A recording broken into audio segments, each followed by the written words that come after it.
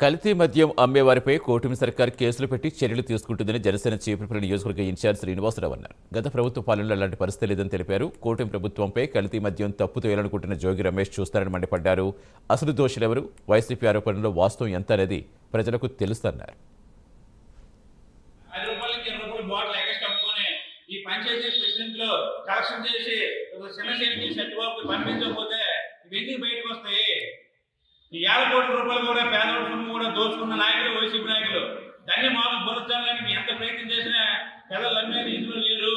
ఎందుకంటే మీకు గతంలో చేసిన మోసాలన్నీ తెలుసు, మధ్యలో ఎన్ని కోట్లు సంపాదించారో తెలుసు, ఎంత అమ్మారో తెలుసు.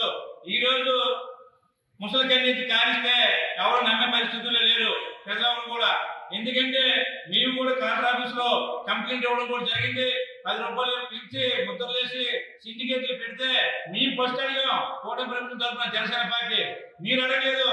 ఈ రోజు జోగి రమేష్ అనే వ్యక్తి ఒక ఉద్దేశంతో మా బురదల్లానికి మునకాల్సిన దగ్గర అక్రమంగా పెట్టి అదేదో మేము పెట్టించామని దాన్ని కూడా మా బురదల్లా చూశారు. అది కూడా దొరికిపోయిన జోగి రమేష్. అలా జోగి రమేష్ కానీ అందరూ కూడా చాలా మంది మద్యాన్ని కల్తీ చేసి కూటమి ప్రభుత్వం చూడడానికి ప్లాన్